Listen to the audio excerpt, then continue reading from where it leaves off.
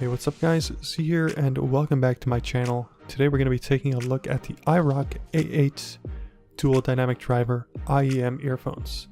So first off, in the box you find a variety of different style tips. So you have the regular silicone tips, you've also got the silicone flange tips, and then you have a pair of foam tips, which really are very small. So I went ahead and tried all these out, and I gotta say that I'm not really a fan of any of them. They're just either too small or they just don't provide a good seal for my ears. And because of that, it does throw the sound off quite a bit. So some of the other things that are in the box are a velvet pouch, some paper that's all in Chinese, an MMCX connector wire, and of course the IEMs themselves. So these IEMs do come in a number of different colors, but I chose the transparent shells with the transparent wires, mainly because I did like them the most out of all of them. So also in the box is an extra pair of silicone tips and a wire clip. So first let's start off with the build quality. So the build quality on these seems pretty sturdy on the actual earphones.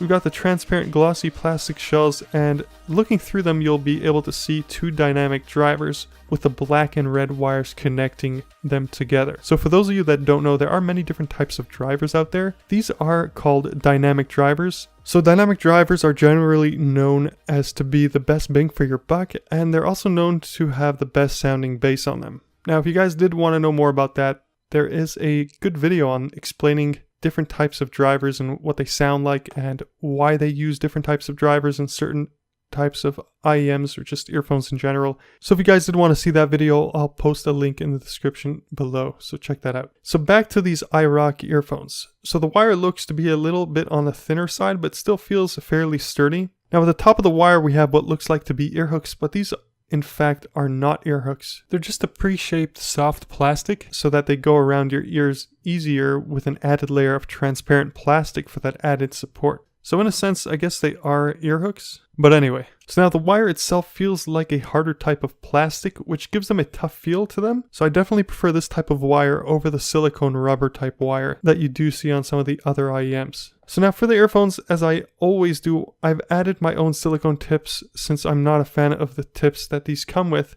And so now I get a perfect seal in my ears. Remember that using different style silicone tips makes a pretty big difference to the sound, so you always want to choose the ones that are best for you. And my advice here really is to experiment with different types of tips, whether it be flange, comply, or silicone. Again, it really is a matter of what's best for you. You really want to make sure you're getting that perfect seal for the perfect sound.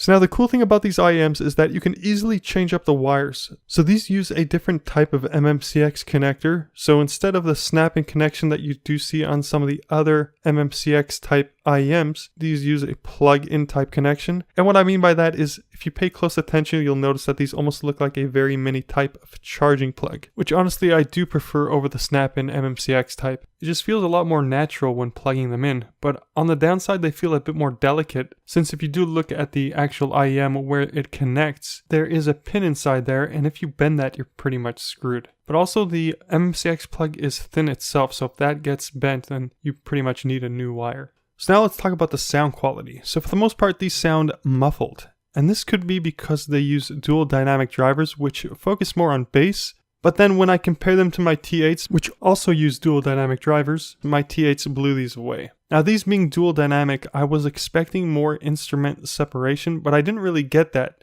They just sound like I'm listening to a cheap pair of single driver IEMs. So in this case, more is not better. So I easily get better sound for my KZ ATEs, which did only cost me $8, and they are single driver IEMs. But with that said, these do offer a very good stable fit, which a lot of IEMs do lack. These were pretty much the only IEMs that I could practically jump with them on, and they will just not fall off. They will not come out of my ears. So I do have to give Irock a thumbs up for that. So in terms of comfort, these are above average. I could see myself wearing these for long periods of time without discomfort.